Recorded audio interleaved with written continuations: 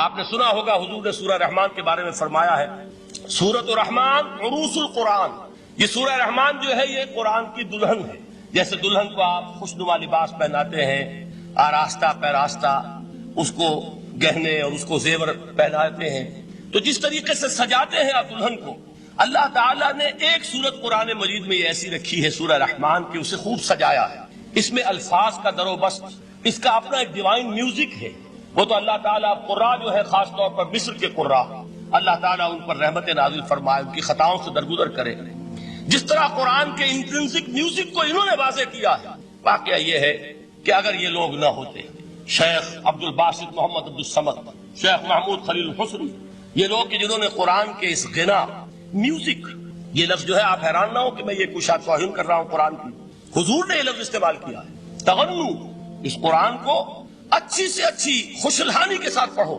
من لم یتغن بالقرآن فلیس منا، جو قرآن کو بہتر سے بہتر انداز میں، اچھی سے اچھی آواز میں، خوشلحانی کے ساتھ پڑھنے کی کوشش نہیں کرتا، وہ ہم میں سے نہیں۔ بلکہ ایک مرتبہ حضور رات کے وقت آپ گشت پر تھے اپنے ساتھیوں کے حالات معلوم کرنے کے لیے۔ حضرت ابو موسیٰ اشعری رضی اللہ تعالیٰ عنہ ایک صحابی ہیں، ان کے گھر کے پاس سے گزر ہوا، وہ رات کو تہجد پڑھ رہے تھے، کھڑے ہوئے کیف کے عالم میں قرآن تلاوت کر رہے ہیں۔ حضور کو بہت پسند آئی ان کی قرات، کافی دیر تک وہاں کھڑے سنتے رہے۔ اب انہیں کیا پتا کون سن رہا ہے، بالکل اسی طرح سمجھ لیجئے ایک بات یاد آئی ہے، حضور فرماتے ہیں کہ جس طرح کان لگا کر اللہ قرآن کو سنتا ہے، کسی چیز کو نہیں سنتا۔ ہمیں نظر نہیں آتا نا، ہمیں معلوم نہیں، ہم قرآن پڑھ رہے ہیں تو سننے والا کون ہے؟ سب سے زیادہ کان لگا کر خود اللہ۔ یہاں اس لیے مجھے یاد آیا کہ ابو موسیٰ اشعری کو کیا پتا تھا کہ کون سن رہا ہے، وہ اپنی کیفیت میں نماز میں تہجد میں قرآن کی تلاوت کر رہے تھے، اور ظاہر بات ہے ان کے گھر ایکڑوں میں بنے ہوئے نہیں تھے، ایک ایک کمرہ، ایک ایک کوئی حجرہ، ایسے تو گھر تھے نا صحابہ کے، لہذا حضور پاس سے گزرے، آواز آئی، کافی دیر سنتے رہے۔ اس کے بعد آپ تشریف لے گئے، صبح فجر میں ملاقات ہوئی تو حضور نے تحسین کے انداز میں فرمایا، یا ابا موسیٰ انک قد اوتیت مزمارا من مزامیر آل داؤد، اے ابو موسیٰ تمہیں تو آل داؤد کے سازوں میں سے ایک ساز اللہ نے عطا فرما دیا۔ جس طرح حضرت داؤد لہن داؤدی مشہور ہے کہ جب وہ پچھلے پہر رات کو حمد کے ترانے الاپتے تھے، قرآن میں ہے کہ پرندے شامل ہو جاتے تھے ساتھ، اور پہاڑ وجد میں آتے تھے، پہاڑ بھی ان کے ساتھ شریک ہوتے تھے۔ تو جس طرح کا اللہ نے ان کو لہن عطا فرمایا تھا، حضور نے تحسین کے انداز میں فرمایا، ہے ابو موسیٰ اشعری اللہ نے تمہیں بھی آل داؤد کے سازوں میں سے ایک ساز عطا فرمایا۔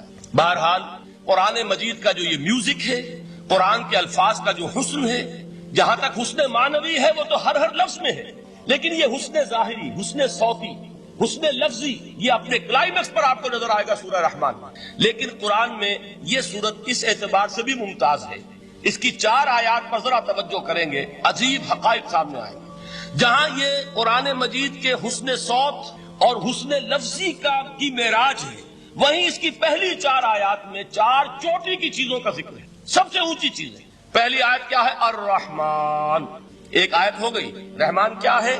اللہ کا نام ہے۔ کبھی آپ نے غور کیا اللہ کے ناموں میں سب سے پیارا نام کون سا ہوگا؟ رحمان۔ کیوں؟ اس کا مادہ کیا ہے؟ رحمت۔ ہمیں سب سے بڑھ کر جس چیز کی ضرورت ہے وہ کیا ہے؟ رحمت خداوندی۔ نام اچھی طرح سن لیجئے اس حضور کے قول کو۔ حضور فرماتے کوئی شخص جنت میں مجرد اپنے عمل کی بنیاد پر داخل نہیں ہو سکے گا جب تک کہ رحمت خداوندی دستگیری نہ کرے۔ کسی صحابی نے بڑی ہمت اور جرأت کا ثبوت دیا کہ پوچھ لیا، کیا حضور آپ بھی؟ جب آپ نے فرمایا کوئی شخص داخل نہیں ہو سکتا جنت میں محض اپنے عمل کی بنیاد پر جب تک کہ رحمت خداوندی جو ہے وہ دستگیری نہ فرمائے۔ پوچھا گیا کیا آپ بھی؟ آپ نے فرمایا ہاں میں بھی۔ آپ انداز کیجئے کہ اگر محمد الرسول اللہ بھی رحمت خداوندی کے ضرورت مند ہوں تو تاب دیگراں چہ رسد، ہماری تو سب سے بڑی ضرورت رحمت خداوندی۔ اب یہ رحمت جو ہے قرآن مجید میں اللہ تعالیٰ کی یہ شان 2 الفاظ کے ذریعے سے آتی ہے، رحیم اور رحمان۔ اور کوئی مادہ نہیں ہے جس سے 2 نام بنتے ہوں اللہ کا، لیکن یہ مادہ ہے واحد رحمت کا کہ جس سے رحمان بھی ہے رحیم بھی ہے۔ رحیم صفت مشبہ ہے، رحمت دائم ہو جائے گی، مستقل ہوگی تو رحیم کہیں گے، اور رحمان اس میں رحمت کی ہے وہ شان ہے کہ جیسے ٹھاٹھے مارتا ہوا سمندر ہو، ہیجان کی کیفیت، طوفانی کیفیت، رحمت خداوندی کا طوفانی جوش، وہ ہے رحمان۔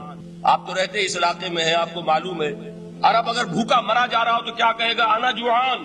پیاسا مرا جا رہا ہو انا عطشان۔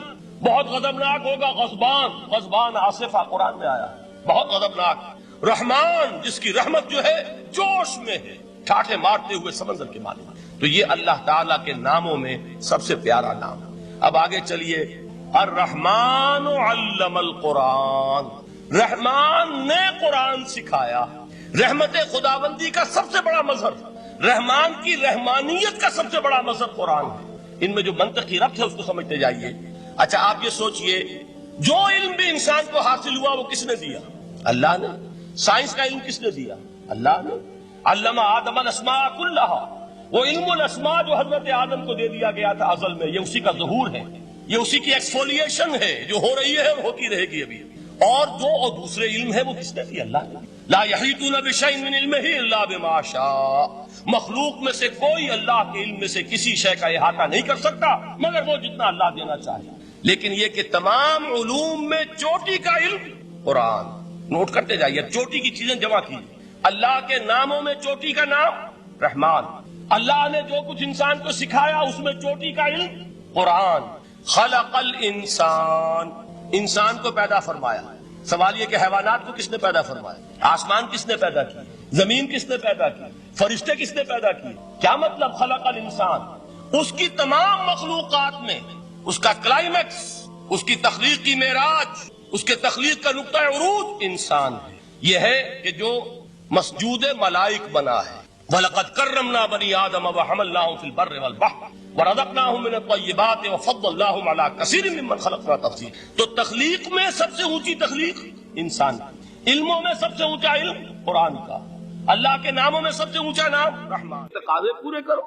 تقاضے کیا ہے؟ ایمان ہے تو عمل درست ہونا چاہیے، ایمان ہے تو جہاد ہونا چاہیے، ایمان ہے تو جان اور مال کھپانی چاہیے. تو جو ایمان دوسرے لوگ جس طرح لائے ہیں، حمزہ بھی تو ایمان لائے ہیں، آخر ان کا راستہ تمہیں نظر نہیں آ رہا؟ ابو بکر ایمان لائے ہیں، ان کی طرح ایمان لاؤ. تو انہوں نے کیا کہا؟ انؤمن کما آمن السفہاء، کیا ہم اس طرح ایمان لائے جیسے یہ بے وقوف لائے؟ سفیہ کا لفظ تو سبھی جانتے ہیں، یہ سفہاء کسے کہہ رہے ہیں؟ آپ نے پڑھا تو بہت مرتبہ ہوگا ان آیات کو، کبھی سوچا کس کو کہہ رہے ہیں؟ وہ ابو بکر کو کہہ رہے ہیں، وہ حمزہ کو کہہ رہے ہیں، وہ عمر کو کہہ رہے ہیں. ان کی تو مت ماری گئی. غر ہؤلاء دینہم، انہیں تو کوئی ہوش ہی نہیں. 2 مرتبہ حضرت ابو بکر نے وہ کام کیا ہے کہ ہر ورلڈلی وائز انسان یہ کہے گا کہ حماقت کی ہے جس کے سامنے دنیا ہے. جب ہجرت کے لیے حضور تشریف لے جا رہے تھے، 40,000 درہم کا سرمایہ تھا، جبکہ حضرت ابو بکر ایمان لائے. مکے کے چوٹی کے تاجروں میں سے تھے جو ملک تجار کہلاتے. لیکن اب وہ روپیہ کہاں خرچ ہوا؟ بلال کو خریدا، روپیہ دے کے خریدا یا ویسے ہی خرید لیا؟ آزاد کر دیا. ابو فقی کو خریدا، آزاد کر دیا. 6 ہیں غلام اور کنیزیں محمد رسول اللہ پر ایمان لانے والے جن کو ابو بکر نے اپنے پیسے سے خریدا اور آزاد کیا. یہ روپیہ تو پگھل رہا ہے نا. جو تھوڑی بہت پونجی رہ گئی ہے، تو جب حضرت حضور ہجرت کے لیے تشریف لے جا رہے، وہ ساری پونجی اپنے ساتھ لے گئے، گھر والوں کو چھوڑ کر گئے. بوڑھا باپ، اندھا ابو قحافہ، بعد میں وہ بھی ایمان لے آئے. اور یہ ابو بکر ہیں کہ جن کی 3 نسلیں ایک وقت میں موجود تھی مسلمانوں کی. ابو قحافہ مومن، ابو بکر مومن، اور ابو بکر کی اولاد مومن، عائشہ، اسما اور ابو بکر اور عبد الرحمن ابن ابی بکر. یہ کون ہے؟ تو 3 نسلیں جس کی بیک وقت رہی ہیں ایمان میں، وہ شاذ لوگ ہیں، ان میں ابو بکر. لیکن یہ کہ اس وقت تک ابو قحافہ ایمان نہیں لائے تھے، والد نابینا تھے. تو والد ہے، بیٹیاں ہیں، حضرت عائشہ، حضرت اسما حضرت رضی اللہ تعالیٰ عنہما، بیوی ہے. کچھ نہیں چھوڑ کے گئے، ایک پیسہ. جب باپ کو معلوم ہوا بیٹا چلا گیا محمد کے ساتھ صلی اللہ علیہ وسلم، سخت غصے میں ہے، بیٹے تاب میں ہے. اب ہمارا کون والی وارث ہوگا؟ کون ہے ہماری خبر گیری کرنے والا؟ بیٹیوں سے، پوتیوں سے اپنے پوچھتے کچھ چھوڑ کے بھی گیا کہ نہیں؟ انہوں نے کہا ہاں ابا جان. کیا کیا انہوں نے؟ کبھی پڑھے ہیں واقعات؟ کچھ کنکر روڑے لیے، ایک کپڑے میں پوٹلی بنائی اور اندھے دادا کا ہاتھ اوپر پھروایا. دیکھیے دادا جان یہ چھوڑ گئے ہیں، یہ مال ہے، یہ سونے اور چاندی کے سکے ہیں، ابا جان ہمیں ایسے نہیں چھوڑ کر گئے. واقعہ کیا ہے کہ ایک پیسہ نہیں چھوڑا ابو بکر نے گھر والوں کے لیے. سب کچھ لے گئے کہ کیا پتا محمد کے ساتھ جا رہا ہوں، کس وقت کیا ضرورت پیش آ جائے صلی اللہ علیہ وسلم. تو یہ کوئی عقل مندی کی بات ہے؟ اپنے غریبانوں میں جھانکی آپ ہی عقل مندی کریں گے؟ کہیں چاہے نہ، یہ بات دوسری ہے. لیکن یہ کہ اس کو کون ہم میں سے عقل مندی کہے گا؟ اسی طریقے سے جب غزوہ تبوک کا وقت آیا، وہ واقعہ تو بہت مشہور ہے. حضرت عمر فرماتے ہیں کہ اس زمانے میں میرے پاس اتفاقاً پیسہ بہت تھا. میں نے یہ سوچا دل میں کہ اس مرحلے پر تو میں ابو بکر سے بازی لے جاؤں گا. مسابقت ان میں بھی تھی لیکن نیکی کی مسابقت, خیر کی مسابقت, انفاق فی سبیل اللہ کی مسابقت. تو میں نے سوچا کہ میں بازی لے جاؤں گا. میں نے کیا کیا, کل دولت جو تھی اس کے 2 حصے کیے, ایک حصہ گھر رکھا اور ایک لا کے حضور کی خدمت میں پیش کر دیا. حضور نے پوچھا کہ عمر گھر والوں کے لیے کچھ چھوڑا, کہ جی ہاں نصف کیا میں نے, نصف اللہ کی راہ میں حاضر ہے, نصف چھوڑا ہے. ٹھیک ہے.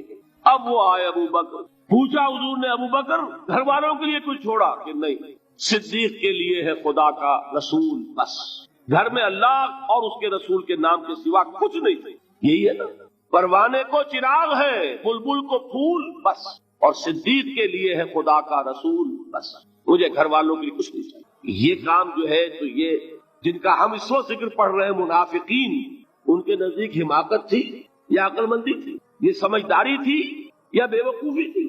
وہ ہے جو بات کہہ رہے ہیں کہ جب ان سے کہا جاتا ہے ایمان لاؤ بھلے لوگوں کی طرح جیسے دوسرے لوگ ایمان لائے ہیں, تو کیا کہتے ہیں, انؤمن کما آمن السفہاء الا انہم هم السفہاء ولکن لا یعلمون.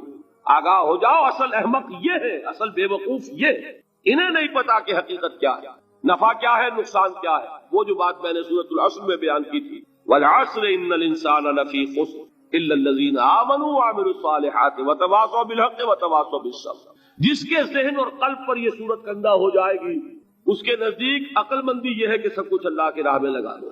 جس کے دل میں یہ بات بیٹھی نہیں, اس کے لیے عقل مندی یہ ہے کہ بچا بچا کر رکھو, چھپا چھپا کر رکھو, سنبھال سنبھال کر رکھو. عقل مندی کا اس میں تقاضا کچھ اور, اس میں تقاضا کچھ اور. لیکن یہاں بھی فرمایا ولکن لا یعلمون, انہیں ابھی علم نہیں ہے اس کا. اس سے پہلی آیت میں بھی فرمایا ولکن لا یشعرون, انہیں شعور نہیں ہے. دیکھیے میں آپ کو بتا رہا تھا, یہ وہ غیر شعوری نفاق ہے, یہ بڑھتا چلا جا رہا ہے. پہلے جھوٹا بہانہ تھا, پھر جھوٹی قسمیں ہوئی, پھر دشمنی ہو گئی صادق الایمان, جو جان اور مال لگا رہے ہیں, نچھاور کر رہے ہیں پروانہ وار, اللہ پر, اللہ کے دین کے اوپر نثار کر رہے ہیں اپنے آپ کو, ان سے عداوت, ان سے دشمنی, ان کا بغض, یہ 3rd سٹیج تک پہنچ گئے. اب بھی وہ اپنے آپ کو منافق نہیں سمجھتے, وہ سمجھتے عقل مند تو ہمیں, یہ تو بے وقوف ہے. ہم ہیں اصل میں بھائی, سمجھ کے چلنا چاہیے, تیل دیکھنی چاہیے, تیل کی دھار دیکھنی چاہیے, دائیں بائیں دیکھنا چاہیے, حفاظت کا بھی خیال ہونا چاہیے. یہ ساری چیزیں تو عقل مندی ہے نا دنیا کے اعتبار سے. تو وہ تو انہیں بے وقوف سمجھ رہے ہیں, اپنے آپ کو منافق کہاں سمجھیں گے؟ چاہیے, ٹھیک ہے بھائی, دین بھی چاہیے لیکن دنیا کی فکر بھی چاہیے کہ نہیں؟ یہ آپ کہتے ہیں کہ نہیں کہتے ہیں؟ یہ تو بات آپ نے بہت دفعہ سنی بھائی, ٹھیک ہے دین بھی ہونا چاہیے لیکن دنیا بھی تو ہونی چاہیے کہ نہیں؟ یہ ہے سمجھ دنیا کی, یہ ہمارے معیارات ہیں. یہی وجہ ہے کہ دین ذلیل سے ذلیل تر ہو رہا ہے. دین وہ جو میں نے حال ہی کے اشعار سنائے تھے کہ پستی کا کوئی حد سے گزر نہ دیکھے, اسلام کا گر کر نہ ابھر نہ دیکھے, مانے نہ کبھی کہ مد ہے ہر جذر کے بعد دریا کا ہمارے جو اتر نہ دے. یہ دریا چڑھا کب تھا؟ جب صحابہ کرام نے وہ فینیٹسزم جس کو آج ہم کہیں گے اس کا جب مظاہرہ کیا, اس کا ثبوت دیا, دامے درمے سخنے, جان مال تن دھن سب لگا دیا, تو اللہ کے دین میں بہار آ گئی, رونق آ گئی, دین کا غلبہ ہو گیا. اور جب ہم اپنے سمجھ کر رکھیں گے تو ظاہر بات ہے کہ اس کا تو پھر جو حشر ہوگا وہ وہی. دین میں کمزوری, ہماری دنیا جو ہے پھل رہی ہے, پھول رہی ہے, دین جو ہے وہ کمزور ہوتا چلا. یہ ہے 3rd سٹیج اس نفاق کی, کہ جس کے بعد اب کوئی امکان واپسی کا نہیں ہے. یہ غیر شعوری نفاق, جان لیجئے کہ یہ نہیں ہے کہ ماضی ہی ماضی میں تھا, اب اس کا کوئی امکان نہیں. یہ نہ سمجھیے, اب بھی یہ نفاق جو ہے, یہ میں بتا دوں آپ کو, ایک عام آدمی ہے, دین کا تقاضا ہی سامنے نہیں ہے, اسے پتہ ہی اتنا ہے کہ اللہ کے دین کا تقاضا نماز روزہ, وہ نماز روزہ کر رہا ہے, اس پر نفاق کا حملہ نہیں ہوگا. اس کو آپ کہہ دیں کہ اس کی سمجھ کم ہے, اس کا شعور کم ہے, اسے پتہ نہیں ہے, دین کے تقاضوں سے واقف نہیں ہے, وہ بچا ہوا ہے, وہ محفوظ ہے.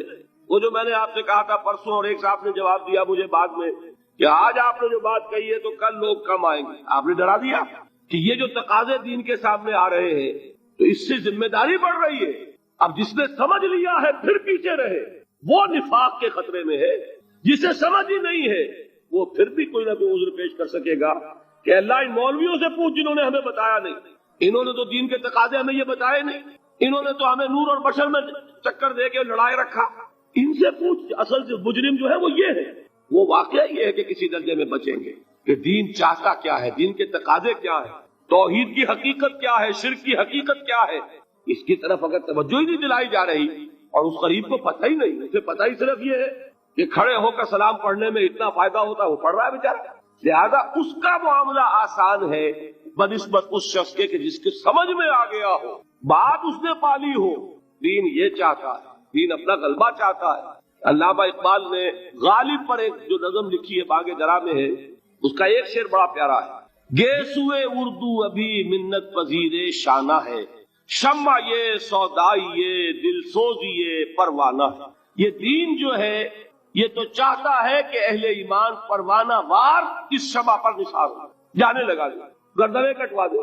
وَلَا تَقُولُوا لِمَنْ يُقْتَلُ فِي سَبِيلِ اللَّهِ أَمْوَاتٌ بَلْ أَحْيَاءٌ وَلَكِنْ لَا تَشْعُرُونَ۔ اور اگر اس سے پیچھے ہٹیں گے، قدم پیچھے ہٹا نہیں کہ نفاق کی زد میں آئے نہیں، وہ نفاق کی پہلی stage, second stage, third stage وہاں پہنچ گئے، واپسی نہیں۔